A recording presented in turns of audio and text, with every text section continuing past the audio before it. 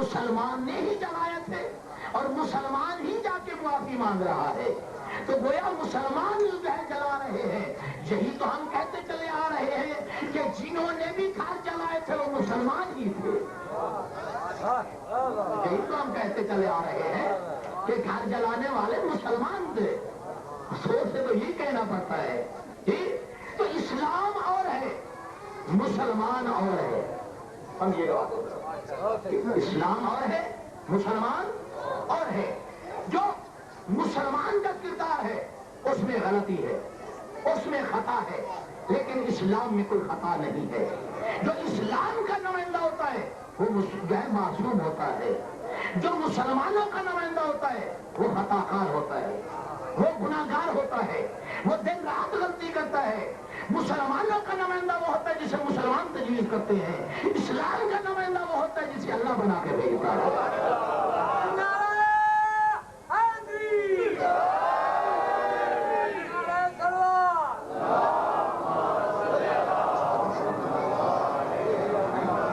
تو اسلام اور ہے، مسلمان اور ہے۔ اسلام کے نمائندے کی حیثیت اور ہے، مسلمان کے نمائندے کی حیثیت اور ہے۔ اسلام اور مسلمان کی حیثیت میں بھی فرق ہے۔ اسلام کا نمائندہ اور ہوتا ہے، مسلمانوں کا نمائندہ اور ہوتا ہے۔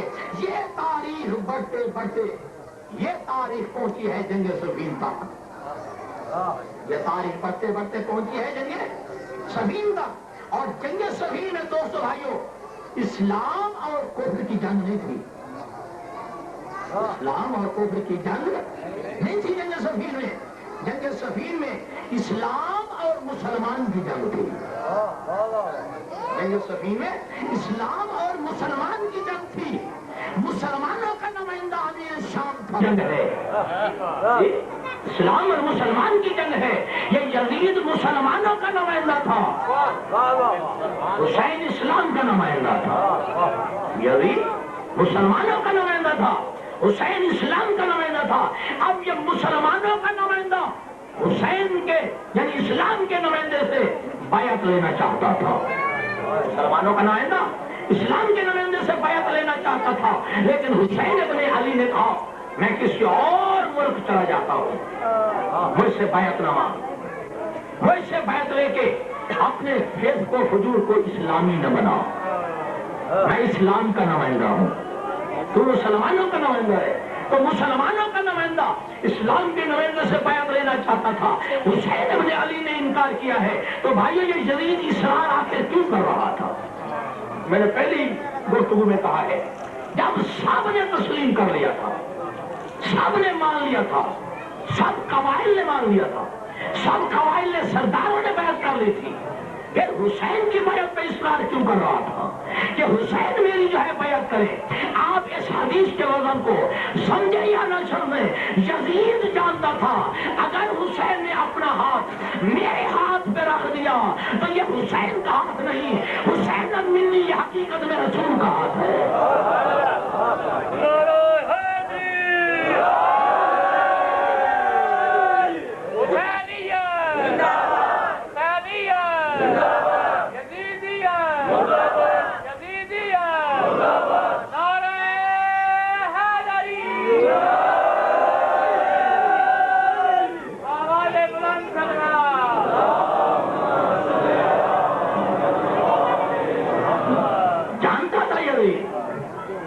یہ اکیلا حسین کا ہاتھ نہیں، حقیقت میں یہ رسول کا ہاتھ ہے، اس لیے بیعت کا اصرار کر رہا تھا۔ جانتا تھا اگر حسین نے اپنا ہاتھ میرے ہاتھ پہ رکھ دیا تو گویا وہ رسول کا ہاتھ ہے، اور رسول کے ہاتھ میرے ہاتھ پہ آ جانے کے بعد جو میں کرتا چلا جاؤں گا میرا ہر کردار اسلام بنتا جائے گا۔ وہ حسین مجھے تسلیم کر لے گا، حسین نے تسلیم کیا، وہ حسن نے مجھے تسلیم کیا، حسن نے تسلیم کیا، وہ علی نے مجھے تسلیم کیا، علی نے تسلیم کیا، وہ رسول اعظم نے تسلیم کیا۔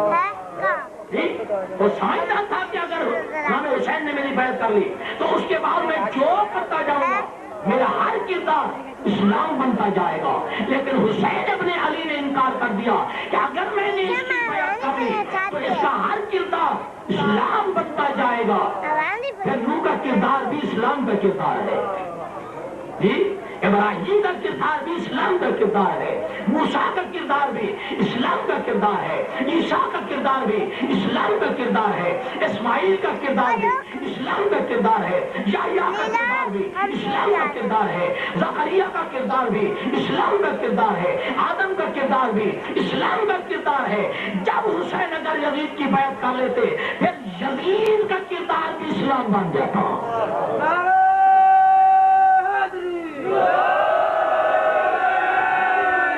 اگر یزید کا کردار اسلام بن جاتا تو پھر 1.25 نبیوں کی محنت ضائع ہو جاتی، 1.25 انبیاء کی محنت ضائع ہو جاتی۔ اگر وجہ یہ ہے جب یہ یہودی، جب یہ عیسائی، جب یہ ہندو، جب یہ سکھ یہ تاریخ کربلا پڑھتا ہے، واقعہ کربلا پڑھتا ہے تو فیصلہ کرتا ہے کہ واقعہ حسین سچا ہے، لیکن دیکھتا ہے کہ کس کے مقابلے میں سچا ہے، کیوں یہ مسلمان ہو جاتا ہے؟ دیکھتا یہ ہے کہ کس کے مقابلے میں حسین سچا ہے۔ وہ کہتا ہے تاریخ اسلام پڑھ کے ہندو، یہودی، عیسائی غیر مسلم سمجھتا ہے کہ حسین واقعا سچا ہے، لیکن یزید کے مقابلے میں سچا ہے، اور یزید ہندو نہیں تھا۔ بات کو سمجھیے گا، سمجھتا ہے کہ حسین سچا ہے لیکن ہے کس کے مقابلے میں سچا؟ یزید کے مقابلے میں سچا ہے، اور یزید ہندو نہیں تھا، سکھ نہیں تھا، عیسائی نہیں تھا، دہریہ نہیں تھا، ایک بد کردار مسلمان تھا۔ تو غیر مسلم تاریخ کربلا پڑھ کے یہ اندازہ لگاتا ہے کہ جن مسلمانوں میں حسین بھی رضی اللہ، سمجھیے گا بات کو ذرا بلند ہو کے،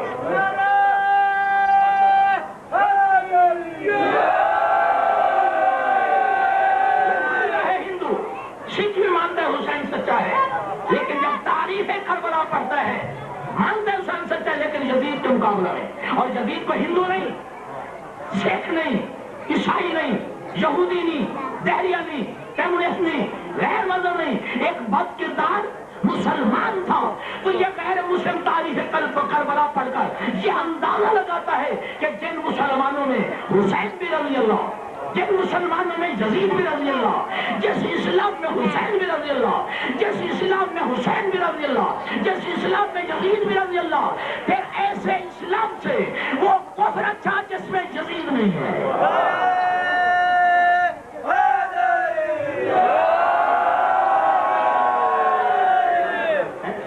پھر وہ کہتا ہے کہ پھر ایسے اسلام سے تو وہ کفر اچھا ہے جس میں یزید نہیں ہے۔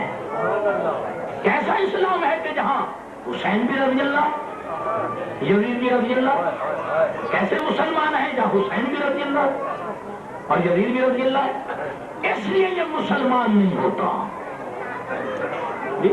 آج سے 1400 سال پہلے کربلا میں امام حسین کے مقابلہ میں آنے والے یزیدی ہندو نہیں تھے، سکھ نہیں تھے، عیسائی نہیں تھے، یہودی نہیں تھے، دہریہ نہیں تھے، غیر مذہب نہیں تھے، غیر مسلم نہیں تھے، بلکہ بد کردار مسلمان تھے۔ 1400 سال پہلے امام حسین کے مقابلے میں آنے والے اور مسلمانوں آج 1400 سال کے بعد بھی، آج سے 1400 سال پہلے بھی امام حسین کے مقابلہ میں آنے والے یہودی عیسائی نہ تھے، ہندو سکھ نہ تھے، بلکہ بد کردار مسلمان تھے۔ آج 1400 سال کے بعد بھی ذکر حسین کو مٹانے کے لیے، حسینیت کو ختم کرنے کے لیے، ذکر حسین پہ پابندی لگانے کے لیے، جلوس حسین کو مٹانے کے لیے، جلوس حسین کو روکنے کے لیے تمہارے مقابلے میں کوئی ہندو نہیں ہے۔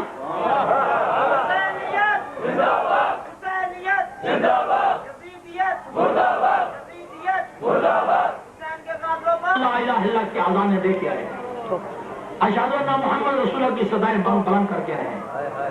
حاجی بھی تھے ان میں، نمازی بھی تھے ان میں قاریان قرآن بھی تھے، پانی کی کتابیں، لشکر یزید میں کئی حافظ قرآن تھے، نماز جمعہ بھی پڑھتے تھے، بلکہ پڑھ لو کتابیں کہ نماز جمعہ پڑھ کر قتل حسین کا ارتکاب کیا ہے۔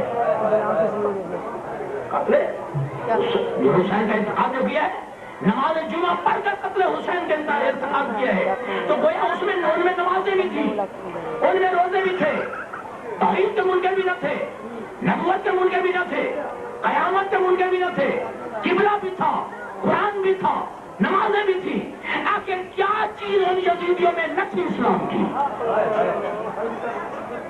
جب یہ سب کچھ تھا ان کے پاس، نمازیں ہیں، روزے ہیں، داڑیاں ہیں، سارے انہیں حافظان قرآن ہیں، قاریان قرآن ہے، قبلہ ہے، قرآن ہے، کیا چیز اسلام کی ان یزیدیوں کے پاس نہ تھی کہ حسین نے اتنا بڑا اقدام کیا ہے؟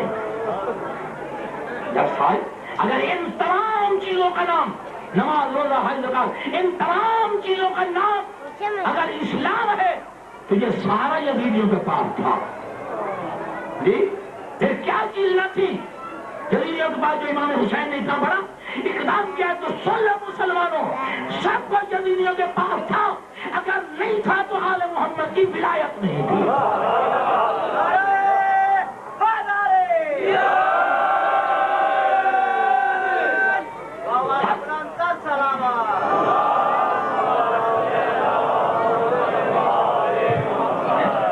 سب کچھ تھا ان کے پاس، اگر نہیں تھا ان کے پاس تو ولایت اہل بیت نہیں تھی، ولایت آل محمد نہیں تھی۔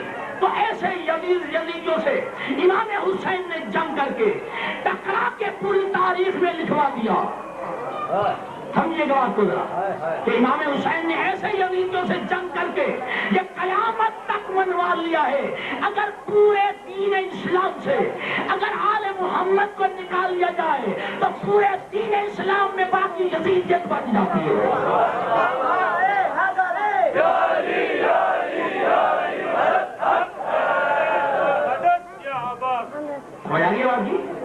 امام حسین نے ایسے یزیدیوں سے ٹکرا کر یہ منوا لیا ہے کہ اگر پورے دین اسلام سے اہل بیت کو نکال لیا جائے تو باقی اسلام سے یزیدیت بنتی ہے،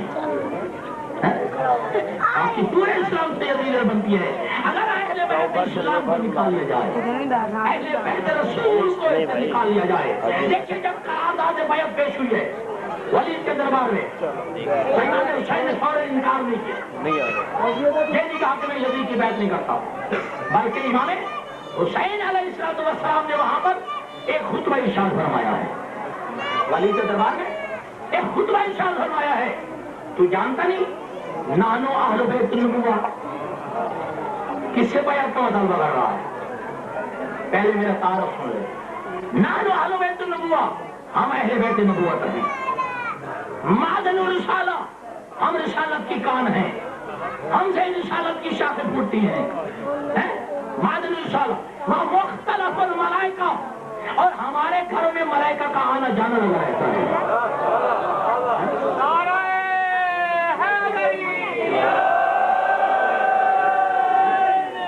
مختلف الملائکہ، ہمارے گھروں میں ملائکہ کا آنا جانا لگا رہتا ہے، یہ ملائکہ کے آنے جانے کی جگہ ہے ہمارے گھر۔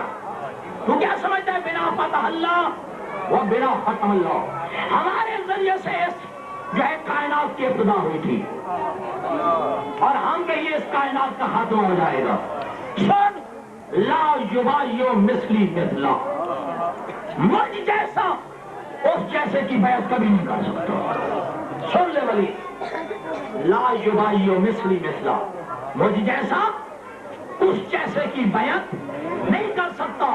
تو کتنا جو ہے امام حسین کہہ دیتے میں یزید کی بیعت نہیں کرتا، بات ختم ہو جاتی، وہی رک جاتی، لیکن کہا کہ لا یبایع مثلی مثلا، کہ مجھ جیسا اس جیسے کی بیعت نہیں کرتا۔ حسین ابن علی کے اس جملے میں کتنی فساد و بلاغت ہے، وہ حسین ابن علی نے پوری تاریخ کو سمیٹ کے رکھ دیا ہے کہ مجھ جیسا ابراہیم،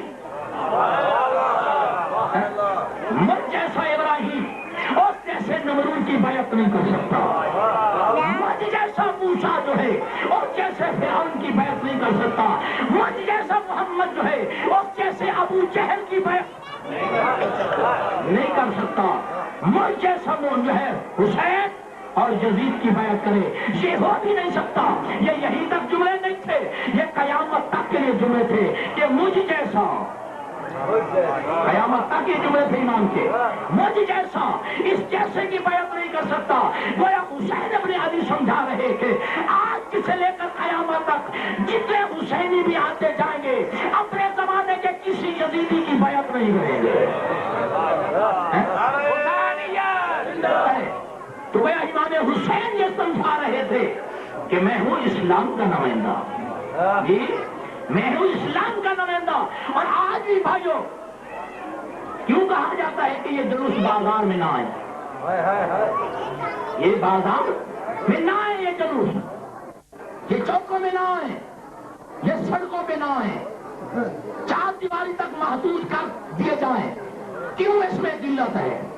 وجہ ہے جب یہ جلوس ہائے آزاد چوکوں میں پہنچیں گے، بازاروں میں پہنچیں گے، سڑکوں پہ پہنچیں گے، ہر دیکھنے والا یہ کہے گا کہ یہ کس کا جلوس ہے۔ کہا ہے نا بنیاد الطالبین والے نے کہ ہر وائز پہ حرام ہے امام حسین کا ذکر کرنا۔ کیوں؟ وہ کہتا ہے کہ امام حسین کا تذکرہ کرنے سے بغض صحابہ پیدا ہوتا ہے۔ یہ بنیاد الطالبین کی مسلم نے لکھا ہے کہ وائز پہ حرام ہے کہ امام حسین کا تذکرہ، کیوں؟ جی ایسے بغض صحابہ پیدا ہوتا ہے، بڑے بڑے پردہ نشینوں کے نام سامنے آتے ہیں۔ میں یہی جو ہے کہہ سکتا تھا، بڑے بڑے پردہ نشینوں کے نام آتے ہیں۔ تو بہار صاحبان گرامی کل چوکوں میں جو ہے کیوں جانے سے روکا جاتا ہے؟ اگر جلوس جائے گا تو پوچھا جائے گا یہ کس کے جلوس ہے، جواب میں دیا جائے گا، جواب میں کہا جائے گا یہ حسین ابن علی کا جلوس ہے۔ ہر پوچھنے والا کیونکہ غیر متاثر وہ پوچھے گا کہ حسین کون تھا، بتایا جائے گا کہ حسین علی ابن ابی طالب کا بیٹا تھا۔ پوچھا جائے گا کہ علی کون تھا، کہا جائے گا یہ داماد رسول تھا، کہا جائے گا کہ یہ زہرا کا شوہر تھا، کہا جائے گا کہ یہ علی ابو طالب کا بیٹا تھا، کہا جائے گا کہ ابو طالب کون تھا، کہا جائے گا کہ یہ عبد المطلب کا فرزند تھا، کہا جائے گا کہ عبد المطلب کون تھا، کہا جائے گا کہ یہ جناب ہاشم کا بیٹا تھا، پوچھا جائے گا جناب ہاشم کون تھا، کہا جائے گا یہ عبد مناف کا بیٹا تھا، پوچھا جائے گا عبد مناف کون تھا، کہا جائے گا یہ قصا کا بیٹا تھا، جناب قصا کون تھا، کہا جائے گا یہ مالک کا، یہ عدن کا، یہ مضر کا، یہ مالک کا، یہ کنانا کا فرزند تھا، یہ کنانا کون تھا، یہ اولاد اسماعیل میں سے تھا، اسماعیل کون تھا، یہ ابراہیم کا فرزند تھا، ابراہیم کون تھا، یہ طارق کا بیٹا تھا، یہ طارق کون تھا، یہ شام کا بیٹا تھا، یہ شام کون تھا، یہ نوح کا فرزند تھا، یہ نوح کون تھا، یہ ادریس کا بیٹا تھا، یہ ادریس کون تھا، یہ شیش کا بیٹا تھا، یہ شیش کون تھا، یہ آدم کا فرزند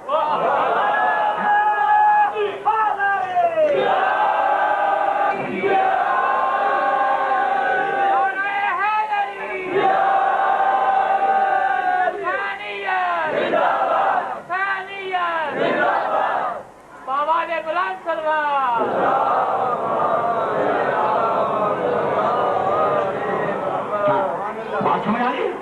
یہ ہے وہ فلسفہ کہ یہ حسین کے جلوس بازاروں میں نہ آئے، چوکوں میں نہ آئے، پوچھا جائے گا کہ حسین کون تھا، سب کچھ بتانا پڑے گا۔ آئے کیوں ہو تم؟ ہم احتجاج کرنے کے لیے آئے ہیں، ہمارے یہ احتجاجی مظاہرے ہیں، ہم ہر ظالم کے خلاف احتجاج کرنے کے لیے آئے ہیں۔ کہا جائے گا کہ امام حسین کو کے ساتھ کیا واقعہ پیش آیا تھا، بتایا جائے گا کہ یزید نے قتل کیا تھا، کربلا میں یزید نے امام حسین کو شہید کر دیا تھا۔ پھر پوچھا جائے گا کہ یزید کون تھا، پوچھا جائے گا کہ یزید کون تھا، بتایا جائے گا کہ وہ امیر شام کا بیٹا تھا۔ امیر شام کون تھا، کہا جائے گا ابو سفیان کا بیٹا تھا۔ ابو سفیان کون تھا، بتایا جائے گا کہ امیہ کا بیٹا تھا۔ امیہ کون تھا، تو کہا جائے گا یہ حرب کا بیٹا تھا۔ حرب کون تھا، بتایا جائے گا یہ عبد الشمس کا بیٹا تھا۔ عبد الشمس کون تھا؟ اگر تاریخی حوالے سے دیکھنا چاہیں، اگر روحانی حوالے سے دیکھنا چاہیں، اگر شہید جو ہے یہ شداد و فرعون و حامان کے ساتھ نہ ملے تو نصیر کو پکڑ لینا۔ نعرہ حیدری! یہ ہر ظالم کی تاریخ بھی کھل جائے گی، ہر مظلوم کی تاریخ بھی کھل جائے گی، ہر باطل کا علم بھی ہو جائے گا، ہر حق حق والے کا علم بھی ہو جائے گا. اور یہ ازل سے چلا آ رہا ہے کہ کبھی حق نے باطل کی بیعت کی ہی نہیں ہے. لو اتبع الحق کو ہے نا قرآن مجید کی آیت، اگر حق جو ہے باطل کی خواہشات نفسانی کی بیعت کر لیتا، تابع ہو جاتا، تو آج زمین و آسمان کا رنگ کچھ اور ہوتا. زمین و آسمان ٹکرا کے ختم ہو جاتے. دیکھیں قرآن مجید میں دو نبیوں کا زیادہ تذکرہ ہے، حضرت موسیٰ علیہ السلام کا اور حضرت ابراہیم علیہ السلام کا. اکثر انبیاء کے تو نام ہی نہیں ہے جی، لیکن ان دو نبیوں کا بڑا تذکرہ ہے، حضرت موسیٰ علیہ السلام کا اور حضرت ابراہیم علیہ السلام کا. کیوں؟ اس وجہ سے کہ جناب موسیٰ جس طرح اپنے زمانے کی سپر پاور سے ٹکرائے ہیں، کوئی اور نبی اس طرح نہیں ٹکرایا ہے. اسی طرح جناب ابراہیم علیہ السلام اپنے زمانے کی سپر پاور سے، سپر طاقت سے جس طرح ٹکرائے ہیں، کوئی اور نبی ایسے نہیں ٹکرایا. تو جناب موسیٰ بن گئے اپنے زمانے کے حق کے نمائندے، اور مقابل میں فرعون بنا باطل کا نمائندہ، باطل کا نمونہ، اور ابراہیم بن گئے حق کے نمونے، اور مقابل میں نمرود بنا باطل کا نمائندہ.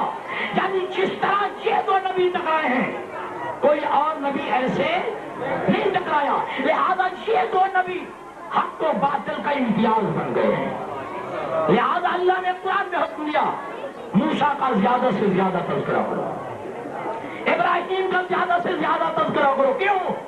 یہ وہ حق کے نمائندے ایسے طریقے میں باطل پہ ٹکرائے ہیں کہ شاید کوئی نہ ٹکرا پاتا. جناب موسیٰ فرعون سے ٹکرائے ہیں، جناب ابراہیم نمرود سے ٹکرائے ہیں. اللہ نے حکم دیا ان کا زیادہ سے زیادہ تذکرہ کرو. اور پھر یہ کہ جب یہ باطل الوہیت یا روپ ڈالتا ہے تو نبوت مقابلے میں آتی ہے. جب یہ باطل الوہیت کا روپ ڈالتا ہے تو مقابلے میں نبوت آتی ہے. اگر یہی باطل جو ہے یہ ملوکیت کا روپ ڈالتا ہے تو امامت مقابلے میں آ جاتی ہے. یہ امامت مقابلے میں آ جاتی ہے. حکم دیا کہ جناب موسیٰ کا تذکرہ کرو، جناب موسیٰ کا زیادہ سے زیادہ ذکر کرو، جناب ابراہیم کا زیادہ سے ذکر کرو. تو مسلمانوں سے یہ پوچھ رہے ہیں کہ آج اگر کسی جگہ پہ، کسی چوک پہ، کسی موڑ پہ، کسی بازار میں اگر جناب ابراہیم کا جلسہ کرنا ہو، اگر کسی موڑ پہ، کسی چوک پہ جناب موسیٰ کے نام کا جلسہ رکھنا ہو، جناب ابراہیم کے نام کا جلسہ رکھنا ہو، تو کیا خطرہ ہوتا ہے؟ کوئی خوف ہوتا ہے؟ کوئی یہ انتظامیہ ہوتی ہے؟ یہ کوئی فورسز آتی ہے؟ کوئی منظوری لینا پڑتی ہے؟ کوئی اجازت لینا پڑتی ہے؟ کوئی خوف خطرہ نہیں ہوتا. کیوں؟ صرف اس لیے کہ جب ابراہیم کا جلسہ رکھتے ہیں تو مقابل میں نمرود کا ماننے والا یہاں کوئی ملتا نہیں ہے.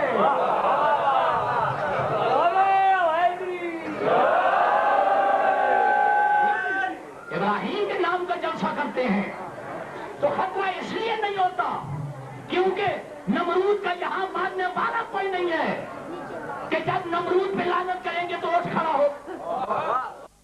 اسی طرح جب موسیٰ کا تذکرہ کریں گے، جلسہ کریں گے تو کوئی رکاوٹ اور خطرہ نہیں، کیونکہ جناب موسیٰ کے مقابل میں آنے والے فرعون کا یہاں پہ کوئی رشتہ دار نہیں ہے، کوئی ماننے والا یہاں نہیں ہے. سمجھے گا بات کو ذرا، کیونکہ یہاں پہ فرعون کا کوئی لگتا کوئی نہیں ہے، فرعون سے کسی کا تعلق کوئی نہیں ہے، نمرود سے کسی کا تعلق کوئی نہیں ہے، اس لیے کوئی خطرہ نہیں ہے. لیکن اگر حسین کا جلسہ ہو، اگر حسین کے نام کی مجلس ہو، پھر یہ خطرہ کیوں ہوتا ہے؟ یہ خوف کیوں ہوتا ہے؟ یہ انتظامی حالت کیوں ہو جاتی ہے؟ یہ جو ہے سارے جو ہے عملہ حالات کیوں ہو جاتا ہے؟ انتظامیہ کیوں پریشان ہوتی ہے؟ یہ سارا ملک میں جو ہے ہنگامی نفاذ کیوں کر دیا جاتا ہے؟ تو پھر ماننا پڑے گا کہ امام حسین کا جلسہ کرنے کے بعد خطرہ اس لیے لاحق ہوتا ہے کہ کسی کا یزید سے رشتہ ضرور ہے.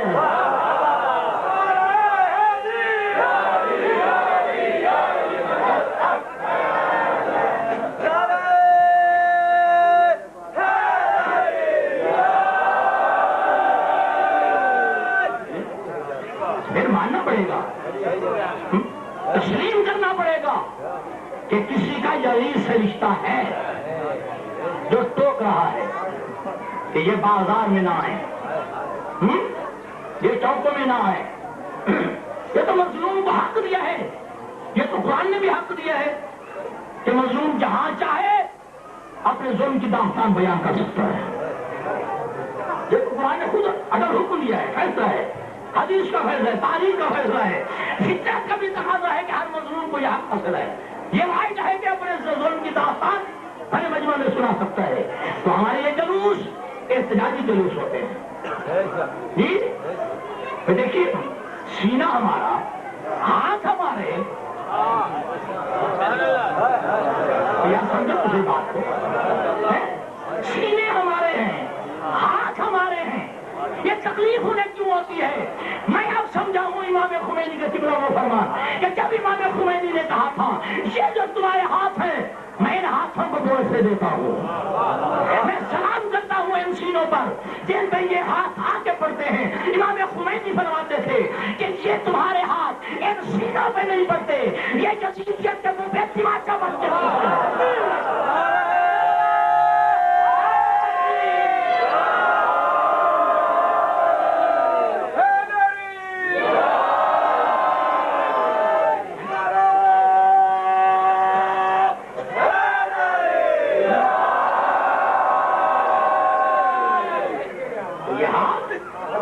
یزیدیت کے منہ پر تماچا بن کر لگتے ہیں۔ بڑے عجیب جملے ہیں کتاب سیر شہادتین میں، علامہ محدث دہلوی نے لکھا، اہل حدیث عالم دین، وہ لکھتے ہیں کہ کربلا میں اگر حسین کی شہادت کو، وہ کہتے ہیں شہادت کی دو قسمیں ہیں، شہادت سری اور شہادت جہری۔ وہ کہتے ہیں کہ ہمارے نبی کو شہادت جیسا منصب نہیں ملا، شہادت جیسا مرتبہ نصیب نہیں ہوا۔ صرف شہادت میں علامہ محدث دہلوی لکھتے ہیں کہ جب تک کربلا میں حسین کی شہادت کو رسول کی شہادت نہ سمجھو گے، جب تک حسین کی شہادت کو رسول کی شہادت نہ سمجھو گے تب تک تمہارا نبی باقی شہداء سے افضل ثابت نہیں ہو سکتا۔ جب تک حسین کی شہادت کو رسول کی شہادت نہیں سمجھو گے اس وقت تک تمہارا نبی شہداء سے افضل ثابت نہیں ہو سکتا۔ وہ کہتا ہے میں مانتا ہوں، اعتراف کرتا ہوں کہ حسین کی شہادت اصل میں حقیقت میں رسول کی شہادت ہے، حقیقت میں رسول کی شہادت ہے۔ جب علامہ محدث دہلوی نے یہ اعتراف کر دیا کہ حسین کی شہادت حقیقت میں شہادت رسول ہے، تو پھر اب یہ بھی مان لو کہ جو قاتل حسین ہے اصل میں وہ قاتل رسول ہے۔ زندہ باد، زندہ باد، مردہ باد، مردہ باد، اہل بیت کے دشمنوں پہ لعنت، اہل بیت کے دشمنوں پہ لعنت، بلند صلوات۔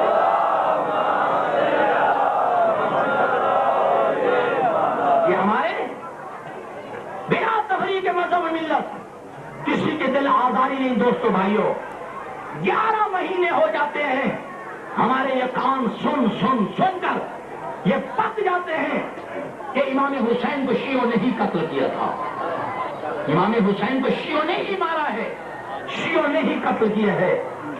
تو بھائیو مان لو، تسلیم کر لو، ایک لمحے کے لیے ذرا تم اعتراف کر لو، اگر ہم نے ہی مارا ہے، اگر ہم نے ہی قتل کیا ہے تو پھر یزید ہمارا ہوا نا۔ سمجھو سمجھو بات کو،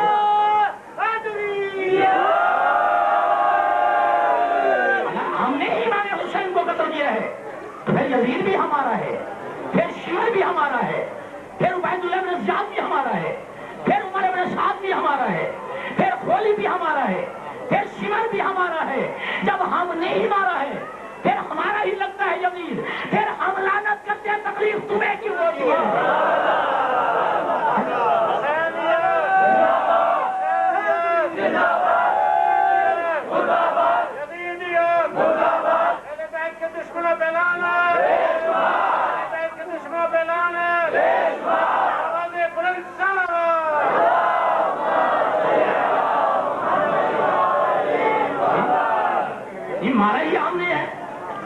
ہمیں کرنے دو لعنت، تمہیں کیا تکلیف ہے؟ ہمارا جو اپنا ہوا ہمارا پتا ٹھہرا. تمہارا صاحبان کرام یہ قد اسلام اور چیز ہے، مسلمان اور چیز ہے. سمجھیے گا بات کہ اسلام اور چیز ہے، مسلمان اور چیز ہے. یہ کربلا کے میدان میں یہ یزید ہار گیا تھا، یزید ہار گیا تھا. شاید آپ کہیں گے کہ یہ موسم یہ کیا کہہ رہے ہیں کہ مارے گئے تو حسین، قتل تو حسین ہو گئے، یزید کیسے ہار گیا ہے؟ تو یہ ہار جیت کا فیصلہ یہ قتل کرنے اور کرانے پہ نہیں ہوتا. ہار جیت کا فیصلہ مقصد پہ ہوتا ہے. ہار جیت کا فیصلہ قتل کرنے اور کرانے میں نہیں ہوتا. ہار جیت کا فیصلہ مقصد پہ ہوتا ہے. حسین کا مقصد کیا تھا؟ کہ میں بیعت نہیں کروں گا. حسین کا مقصد کیا تھا؟ میں بیعت نہیں کروں گا. اور یزید کا مقصد کیا تھا؟ کہ میں بیعت لوں گا. تو کیا یزید بیعت لے سکا ہے؟ نہیں لے سکا تو ہار گیا ہے. نہیں لے سکا نا تو پھر ہار گیا ہے. اور امام حسین علیہ السلام جی اپنے مقصد میں کامیاب ہو گئے. امام حسین نے یہ نہیں کہا تھا کہ میں قتل نہیں ہوں گا، نہیں، امام نے کہا تھا میں بیعت نہیں کروں گا. لہذا امام اپنے مقصد میں کامیاب ہو گئے. یزید ہار گیا، کوشش کر لی کہ مدینہ میں بیعت لے، نہ لے سکا، ہار گیا.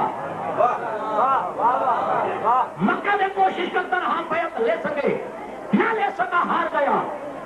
7 محرم کو پانی بند کر کے ہر بے استعمال کرتا رہا کہ بیعت لے سکے، نہ لے سکا، ہار گیا. 10ویں محرم کو حسین کی فتح کا دن تھا. 10ویں محرم کا دن حسین کی فتح کا دن تھا. اور ایسے ہارے ہوئے یزید نے اس جیتے ہوئے حسین کو قتل کرا دیا. ہار پہلے گیا تھا، قتل بعد میں کرایا ہے. ہارا پہلے ہے، قتل بعد میں کرایا ہے. حابیل و قابیل نے جب قربانی دی ہے، اللہ نے حابیل کی قربانی قبول کر لی، قابیل کی قربانی کو رد کر دیا. قابیل ہار گیا، ہار کے پھر حابیل کو قتل کر پہلے گیا تھا، قتل بعد میں کرایا ہے. جی جب 2 پارٹیاں آپس میں لڑ رہے ہوں الیکشن، جلوس کیسے نکلتے ہیں؟ بھائی ہارنے والے کے یا جیتے والے کے؟ بھائی جیتے والے کے جلوس نکلتے ہیں. تو کربلا سے لے کر آج تک جلوس کس کے نکل رہے ہیں؟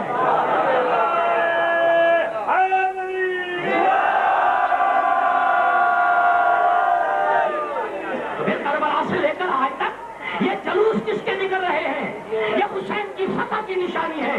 اگر ان جلوسوں سے حسین کی فتح ثابت نہیں ہوتی پھر تو ان جلوسوں کو روکتے کیوں؟ تو ماننا پڑے گا کہ یہ حسین کی فتح ہے. حسین کیوں روتے ہیں، کیوں ماتم کرتے ہیں؟ بس میں انصاف سے پوچھتا ہوں، اس حالت میں جب حسین کے سامنے 71 لاشیں پڑے ہوں،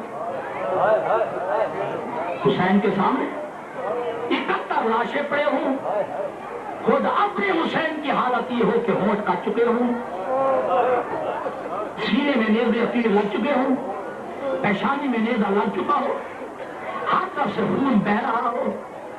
انصاف سے بتاؤ مسلمانوں، اگر اسی وقت حضرت ابوبکر صدیق آ جائیں، حضرت عمر فاروق آ جائیں، تو کیا رسول اعظم کو کہیں گے مبارک ہو؟ یا رسول مبارک ہوتے تیرے بیٹے کے سامنے یہ ہو رہا ہے؟ انصاف سے بتا مسلمان، تو کہتا ہے کہ خوشی کرنی چاہیے، روزہ رکھنا چاہیے. کاش تیرے گھر میں بھی اکبر جیسا بیٹا مارا جاتا، تیرے گھر میں عباس جیسا 32 سال کا کریئر مارا